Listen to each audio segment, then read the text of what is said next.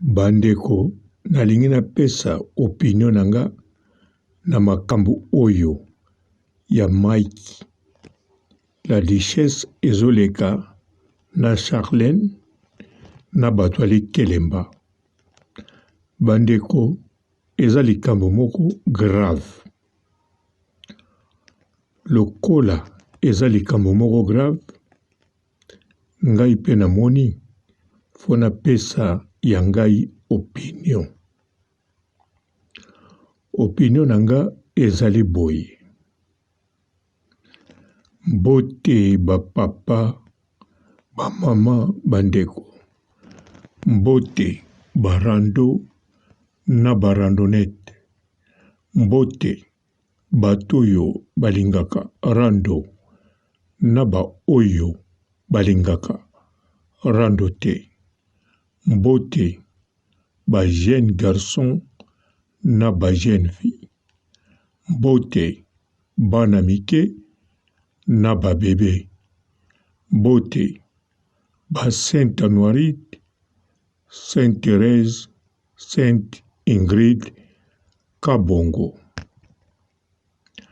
Bandeko opinion nanga ezali boye. Mike la duchesse apesaki publicité. Mike la duchesse publicité apesaki ezali pas comme les autres. Nalingi naloba boye. Modèle Mike la duchesse asalaka ba publicité ya bato mosusu to modèle ba comédien to ba chroniqueur ba chroniqueuse basalaka ba publicité ya bato. Majorité ya publicité oyo tosalaka ezala ba comédien ezala ba musicien. En tout cas mingi bazalaka mwa sir ke likambo bazosalela publicité ezali réalité pe ekomemisa bango ngambo te. Alors Mike la duchesse ngai pe namoni tango asalaki publicité ayebaki ekomemisa ye ngambo te. Sikoyo opinion nanga eza boye. Ezali soki likelemba fo kotiaka 450 sima olie mbongo ebele. Likelemba moko virtuel. Mutu moko kaka na maloba ondimeli ye. Sikoyo batu oyo batiaki mbongo ba oyo bazo réclamer bango bandimelaki ndeko wana parce que Mike la duchesse modèle aza kolobela. Aza koloba yepe aza na kati yepe alie. Alors bandeko wana batiaki pona bongo yango bazo silika. Nga na opinion nanga ndenge bazo silika nakoki kozwa bango mabe te. Po soki nga pe nazalaki bango natie mbongo pona publicité ya Mike la duchesse nalingaki nasilika. Bien sûr nalingaki nabima naïf ndenge na mikosami mais nalingaki naloba Mike la duchesse soki nga natiaki mbongo po Charlène wana avandaka na Belgique. Yo pe ovandaka na Belgique. Sikoyo tango oza kosala publicité olobi yo pe oza na kati yo pe oliaki makambo ebele olobaki yango moto etindaki nga na kota. Bomoni donc nga pe nakotake Mike la duchesse. Sikoyo likambo eza wana selon opinion nanga. Mike la duchesse azala vraiment mutu moko andima foti na ye. Andima ke alekisaki. Aloba te ke nasalaki kaka publicité. Pourquoi nazoloba bongo? Parce que ndeko yango eza musique. ye akopesa bango eloko te à l'échange. Bango nde bakopesa ye mbongo. Donc ezali ti publicité te ke moto azoteka eloko. Eza publicité opesi mbongo okolia. Donc une sorte ya eloko moko oyo mutu ntango ayoki yango eloko ya liboso akomona akodoute. Nakanisa bino mpe oyo bolandaki publicité yango bodutaki. Bolobaki oyo eza nango baventure akozwa mbongo ya bato asaleli nsima azongisi mbongo. Bamisu balobaki bokeba akomela bino. Bamisu balobaki akomela. Mpe oyo mpe bapesaki mbongo baza kohésite. Yango wana Mike la Duchesse fwa ndima aza na foti. Asuka mpe kaka wana te. Mike la Duchesse fwa luka alokalize ndeko wana. Soki mpe aza na Belgique ya solo. Sikoyo soki azalaka na Belgique te asalelaka numero ya Belgique. En tout cas, wana eza susu grave. Pourquoi eza grave? Po bato batie mbongo bakosami mpo na Mike la Duchesse. Mais sikoyo Mike la Duchesse akosamaki mpo na nani? Eloko na tuna yango wana. Po Mike la Duchesse ye mpe bakosi ye. Asali publicité akosami ndeko Charlène ameli batu mbongo. Alors bandeko, siko Mike la Duchesse akosami ndenge nini? Bandeko toloba te ke Mike la Duchesse ye asalaka publicité. Bayeli publicité, azwi mbongo, asali publicité na ye, makambo esuki wana. Non, makambo esuki wana te. Po oyo Mike la Duchesse asalaki eza publicité kaka te. Ezali publicité na trafic d'influence. Donc, influence oyo présenté ya ye moko kaka Mike la Duchesse. Parce que alobi bien. Nayebi te mponga natalaki yango te, me ndenge nayoki Mike la Duchesse aza koloba ye mpe aza na kati. Boya bokota ekosala boy. Biso tokomona yango eza modèle Mike la Duchesse azosala la publicité. Mais Mike la Duchesse akoki kosala la publicité bongo te. Soki ezalaki eloko akoteka, oui, akokolia boya kosomba nga pesi na sombi. Po riske eza te. Eza eloko akosomba. Mutu nyonso akosomba ayebi ke na kobanda commande eloko moko nsima na kotala. Donc bongo ndenge basombaka biloko. Mais oyo ezali kelemba 450. Donc bato nyonso batiaki mbongo na yasir bazalaki nano na doute. Et puis Charlène azalaki prêt ayebaki bakozala na doute, mais ayebaki ndenge akokitisa bango motema. Alors Mike publicité na ye ejoué rôle makasi. Siko Mike la Duchesse ndenge aza wana akoki koloba te ke nga nasalaki publicité. Soki mpe bandeko mosusu basalaki publicité, bakoki mpe koloba te ke biso tosalaki kaka publicité. Po publicité wana ya moto azoteka eloko te, moto oyo bamonani te na Mike la Duchesse, ayebi ndako azalaka te, siko bokopesa ye mbongo. En tout cas, bandeko bazosilika bana raison po bakosami na Mike la Duchesse. Menga nazotuna Mike la Duchesse akosami na nani? Botela Mike la Duchesse modèle azali. Un homme oyo arezonaka très bien. Bakoki na bango kokosa ye. Mais na bakai ya boye moto bozali na Belgique.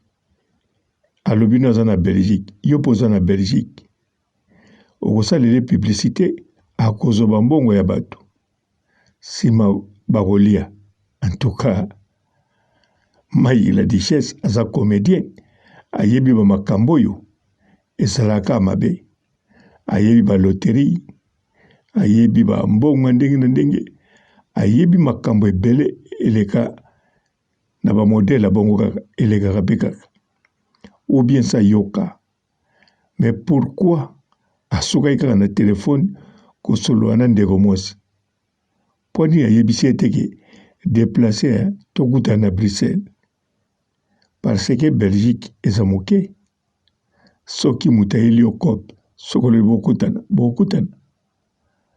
Nga nazalaka en Autriche, soki nde nakutana na moto na Mos, nakokende na Mos to nalobi tomonana na Bruxelles, akozwa train ayembala moko. Surtout soki COP osali publicité, makambo yango okende bien. Yango wana Mike la Duchesse bandeko toloba teke asali kaka publicité. Mike la Duchesse innocent bato yete mutameli mbongo. Oui, soki Mike la Duchesse a reconnaître faute na ye, aye kosenga pardon. Bandeko oui, bakoloba Mike la Duchesse ale mbongo te azwi pe shot. Akosamaki kaka neti biso. Mais soki Mike la Duchesse azomonana te, ou bien azomona faute eza ya ye te, yasaleka publicité, bandeko bakozwa ide mosusu. Neti nga soki ezalaki nga Papa Robo, nalinga naloba makambo mosusu, nalinga nakanisa makanisi mosusu. Bien sûr na oloba ngo te mpona tia mobulu te. Mais Mike la Duchesse na bandeko mosusu basalaki publicité, en tout cas baza na ngambo, baza na part ya ngambo ya makasi. Ata bino ba oyo bozolanda nga, soki mama Charlène wana ayaki pa na bino osalele publicité ata na 2 personnes na famille no, likama mbongo bongo eloko liboso olinga ozala nango doute. Deuxièmement, olinga koluka eloko nini opeso assurance. Donc maloba na maloba ekokoka yo te. Mais soki mutu moko ya famille no mosusu aye alobi kota ngai kusi na lia ngapele na kati, eza assurance.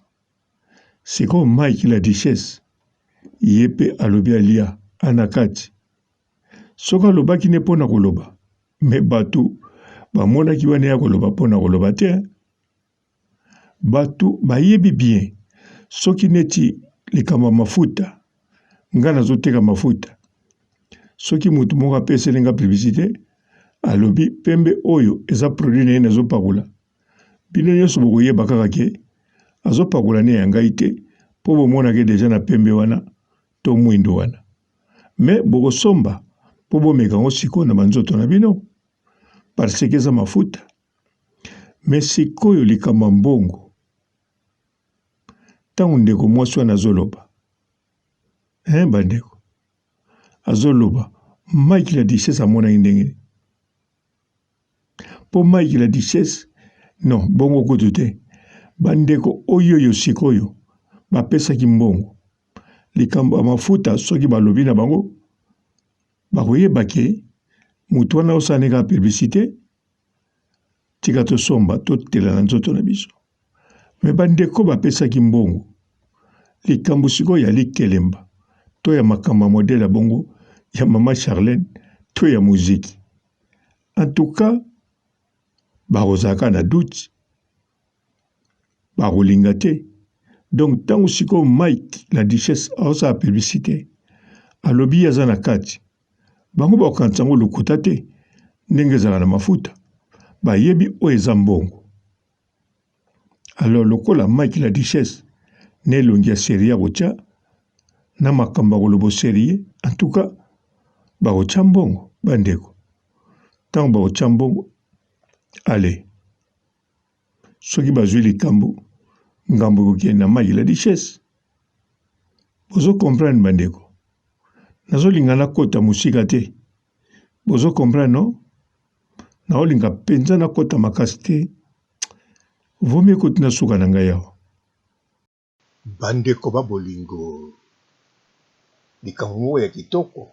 Likambo nini? Le 1er février. Ti le 6 février. Toza na forum. Botu na ngate soki nini? Ya kitoko. Yo mutolobaka. Kemboka. Secteur nyonso. Ba okipango na bapaya. Kotoyo. Ba chinois. Kotoyo. Bengi. Kote kuna. Ba pakistanais. Alors. Yaka na forum. Le 1er février. Ti le 6 février 2022. Kuna okoya na compétence na yo. Okoya koloba. Po makambo na yo ekokoma. Paya nani? Fati Beton. Tala yo. Ozoloba. Papa Robo. Olie. Yango longoli maske. Mais yo pe yaka na compétence na yo. Yaka koloba. Na forum. Le 1er ti le 6. Yo pokolia. En plus. Bandekono. Tangu. Tokozwa. Ba secteur wana. Bakoteka susu lupango te. Mais soko yete. Bapaya. Bazwa toujours na secteur wana. Bandekono. Bakende bwaka ngunda. Wapi. Na Kankou. Popoto ekangami. La décentralisation, nous avons passé en revue la cartographie du pays. Il y a plusieurs opportunités d'investissement dans notre pays, dans tous les coins du pays, dans nos entités territoriales décentralisées. Et à Geneva, nous présenterons cela aux investisseurs éventuels de la diaspora du Congo et des amis du Congo qui seront nombreux à ces grands rendez-vous. Et ces assises seront tenues en quelle période exactement? C'est du 1er au 6 février 2022. En tout cas, compétence na yo ezali nécessaire pour na kotonga mboka. Fati Beton. Bango kuna baposa bitambe. Otamboli na bango oselumuki okwei obukani mokwali soko. Bonjour fidèles internautes de www.elengiakomba TV. Bonjour, bonsoir, balandignon so ya Elengiakomba. Congolaise TV. Belé partout dans le monde, partout où vous êtes, partout où vous êtes, Elengiakomba TV vraiment. Bonjour, bonsoir, on va abonner à Elengiakomba Congolais TV. Bonjour à mon boss, on a appelé ça vraiment un pandi. Bonjour à mon boss, JP Kiama. Je salue mon boss Balobi, boss des boss Babi, JP Kiama. Bonjour, Elengiakomba Congolais TV vraiment. Chaîne de Kitoko, il y a boss de JP Kiama, et boss des boss, il y a un donc ya boss na biso JP Kiama nzambe na ngai ba boss bazali ba boss bazali JP Kiama le boss des boss. Napesi d'abord bonjour te ba mbote belé na mo boss JP Kiama wana na koza ngisaote donc na ko lekati sana napesa mo boss JP Kiama boss des boss. Bonjour fidèles internautes de www.elengiakomba TV. Bonjour, bonsoir, balandignon so ya Elengiakomba. Congolaise TV. Belé partout dans le monde, partout où vous êtes, partout où vous êtes, Elengiakomba TV vraiment. Bonjour, bonsoir, on va abonner à Elengiakomba Congolais TV. Bonjour à mon boss, on a appelé ça vraiment un pandi. Bonjour à mon boss, JP Kiama. Je salue mon boss Balobi, boss des boss Babi, JP Kiama. Bonjour, Elengiakomba Congolais TV vraiment. Chaîne de Kitoko, il y a boss de JP Kiama, et boss des boss, il y a un donc ya boss na biso JP Kiama nzambe na ngai ba boss bazali ba boss bazali JP Kiama le boss des boss. Napesi d'abord bonjour te ba mbote belé na mo boss JP Kiama wana na koza ngisaote donc na ko lekati sana napesa mo boss JP Kiama boss des boss. Partout dans le monde, partout où vous êtes, partout où vous êtes, Elengi ya Komba TV vraiment. Bonjour, bonsoir, na abonné bafa nyonso ya Elengi ya Komba Congolais TV. Bonjour à mon boss, on a appelé ça vraiment un pandi. Bonjour à mon boss, JP Kiama. Je salue mon boss Balobi, boss des boss, Babi JP Kiama. Bonjour, na balinga Elengi ya Komba Congolais TV vraiment. Ngamo la zana chaîne de chaque kitoko ya boss na JP Kiama ta ay boss des boss ya ni ya danger. Donc ba samta lo la zaki. Bu ya boss na biso JP Kiama nzambe na ngai ba boss bazali ba boss bazali JP Kiama le boss des boss. Napesi d'abord bonjour te ba mbote belé na mo boss JP Kiama wana na kozangisa ote donc na ko lekate sana napesa mo boss JP Kiama boss des boss.